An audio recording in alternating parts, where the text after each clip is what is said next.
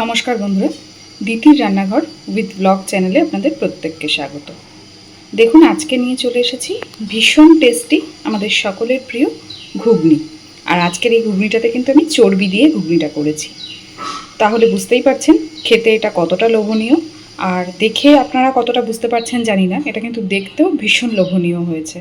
তো চলুন আজকের এই চর্বি দিয়ে ঘুগনিটা আমি কিভাবে বানালাম দেখে নিন। তো দেখুন, ঘুগনি করার জন্য কড়াইতে তেল দিয়ে কড়াই বসিয়ে দিয়েছি গ্যাসে। এবার দিয়ে দেবো তেল। তেল গরম হতে হতে আমি আপনাদের দেখিয়ে দিই, এইখানে আমি বুটটাকে সুন্দর ঘুগনির যে মটরটাকে সুন্দর করে প্রেসারে সিটি দিয়ে সিদ্ধ করে রেখেছি। আমি সারা রাত ভিজিয়ে রেখেছিলাম, তারপরে 3টে সিটি দিয়ে নিয়েছি। আর এখানে ছোট ছোট করে আলু কেটে ধুয়ে পরিষ্কার করে রেখেছি, যেটা ছাড়া ঘুগনি অসম্পূর্ণ। তো দেখুন, তেল আমাদের সুন্দরভাবে গরম হয়ে গেছে। এবার আমি প্রথমেই তেলের মধ্যে দিয়ে দেব আলু।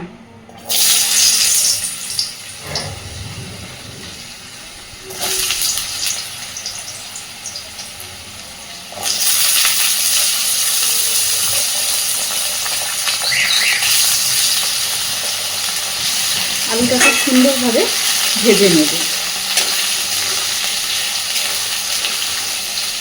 ঘুগনিতে কিন্তু আলুটা অনেকেই আছে যারা বুটের সাথে তার ঘুগনির এই ডালের সাথে একসাথে করে সিদ্ধ করে নেন,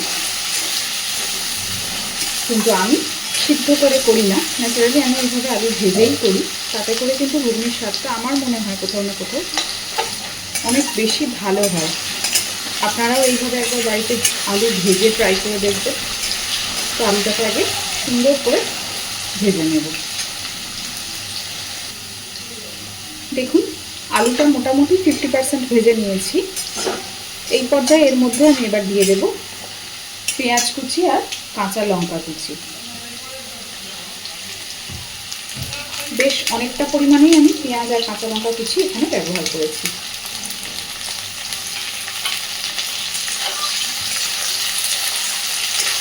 পেঁয়াজ কাঁচা লঙ্কাটাকে দিয়ে আলুটাকে আবারও সুন্দর করে ভাজতে থাকবো। যতক্ষণে আলু মোটামুটি 70% সিদ্ধ হবে, ততক্ষণে আমাদের পেঁয়াজ কাঁচা লঙ্কাটাও সুন্দরভাবে এর সাথে ভাজা হয়ে যাবে।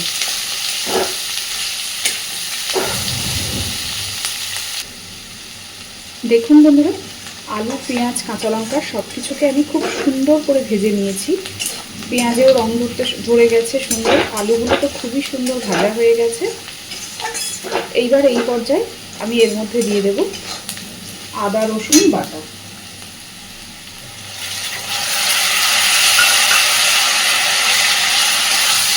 আদা রসুনটাকে দিয়ে আমি ততক্ষণ পর্যন্ত কষাতে থাকবো যতক্ষণ না মশলা থেকে কাঁচা গন্ধ ছেড়ে যাচ্ছে।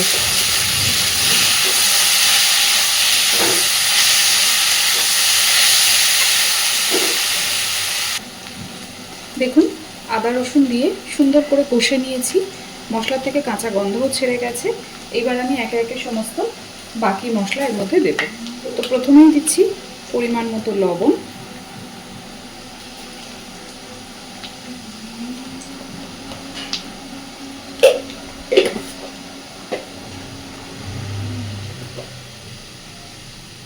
দিচ্ছি হলুদ গুঁড়ো,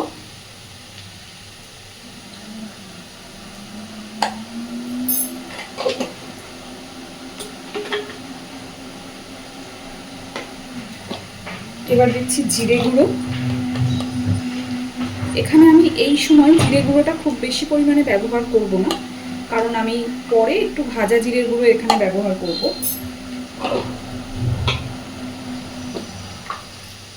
আর দিচ্ছি ধনে গুঁড়ো।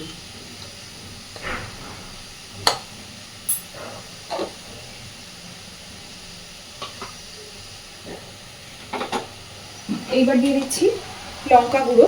তবে লঙ্কা গুঁড়োটা একটু বুঝে ব্যবহার করতে হবে, কারণ আমি এখানে অনেকটা পরিমাণেই কাঁচা লঙ্কার ব্যবহার করেছি। আর ঝালটা অবশ্যই আপনারা সকলেই আপনাদের স্বাদ অনুযায়ী বুঝেই ব্যবহার করবেন।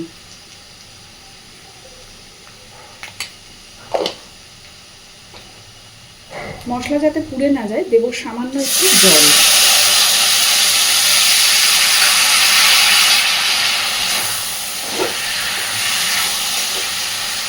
ভালোভাবে আলুর সাথে সব কিছুকে মিশিয়ে একটু কষে নেব।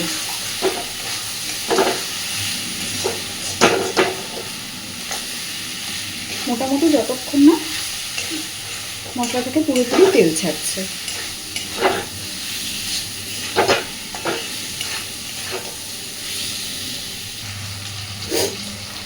এই সময়টাই দিয়ে দেবো সামান্য একটু গরম মশলা গুঁড়ো। তবে আমি এখন গরম মশলা গুঁড়োটা কমই দেবো, কারণ আমি পরে আবার আরেকটুখানি দেবো। খুব ভালোভাবে এবার সব কিছুকে মিশিয়ে দেবো। আর দিয়ে দেবো ছোট ছোট করে কেটে নেওয়া চর্বি। আমি এখানে চর্বিগুলোকে ছোট্ট ছোট্ট টুকরো করে কেটে নিয়েছি।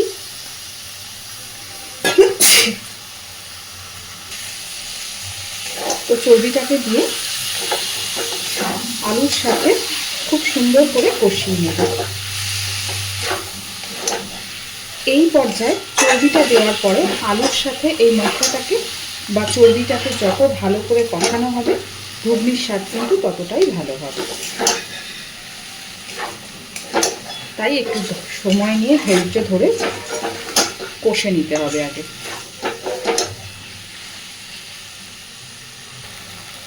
দেখুন বন্ধুরা, খুব সুন্দর করে সব কিছু কষে নিয়েছি চর্বির সাথে। কালার দেখেই আশা করি বুঝতে পারছেন, আর খুন্তির গায়েও দেখুন সম্পূর্ণভাবে তেল ছেড়ে গেছে।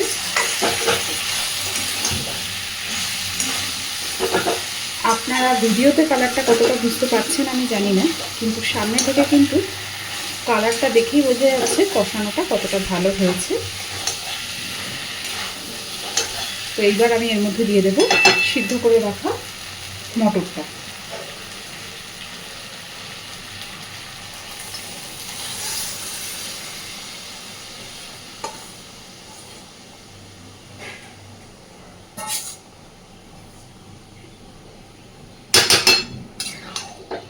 খুব ভালোভাবে সব কিছুকে মিশিয়ে দিয়ে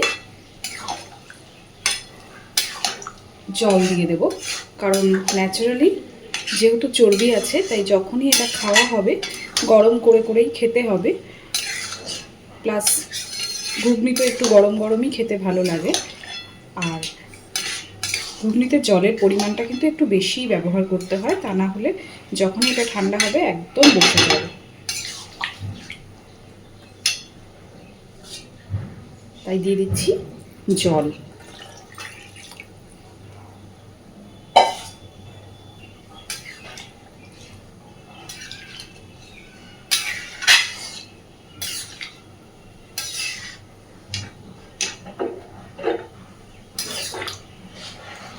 খুব ভালো করে ফোটাতে হবে।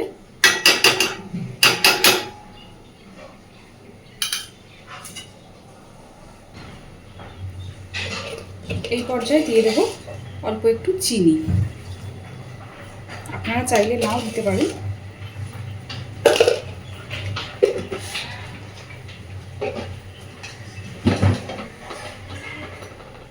ভালোভাবে একবার সব কিছুকে মিশিয়ে দিয়ে ফুটতে দেব।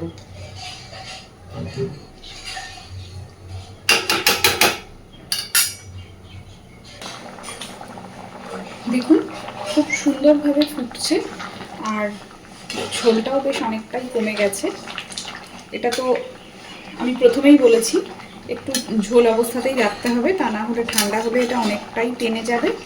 আর যেহেতু চর্বি দেওয়া আছে তাই খাওয়ার সময় তো বারবারই গরম করতে হবে, তাই খুব বেশি ঝোলটা যদি আমি একবারেই শুকিয়ে ফেলি তাহলে সেটা ভালো লাগবে না। তো এই পর্যায়েতেই আমি এবার দিয়ে দেবো আরেকটু গরম মশলার গুঁড়ো। যেহেতু আগেও একবার ব্যবহার করেছি তাই এখন খুবই সামান্য দেবো গরম মশলার গুঁড়ো।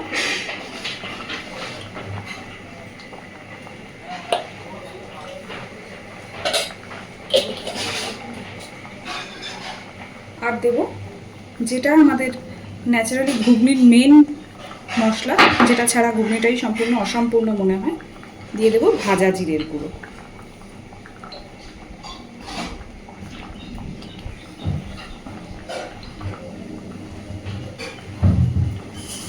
গ্যাসের ফ্লেমটাকে অফ করে দেব।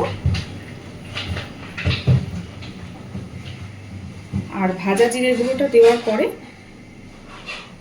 একটু ঢাকা দিয়ে, একদমই এখন আমি নাড়াচাড়া করব না, ঢাকা দিয়ে এইভাবে অন্তত মিনিট 15-20 এইভাবেই রেখে দেব।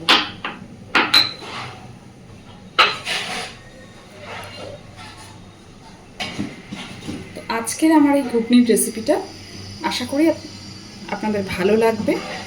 ঘুগনি আমরা সবাই মোটামুটি খেতে পছন্দ করি, আর সেখানে যদি ঘুগনির মধ্যে চর্বি দেওয়া থাকে তাহলে তো কোনো কথাই নেই। তো এইভাবে বাড়িতে অবশ্যই বানিয়ে দেখবেন, খুব ভালো লাগবে। আর যদি আজকের আমার এই রান্নাটা ভালো লেগে থাকে আমাকে জানাতে ভুলবেন না। প্লিজ আমার চ্যানেলটাকে লাইক, শেয়ার এবং সাবস্ক্রাইব করে আমার পাশে থাকবেন। আর এতক্ষণ আমার সাথে থাকার জন্য অসংখ্য ধন্যবাদ।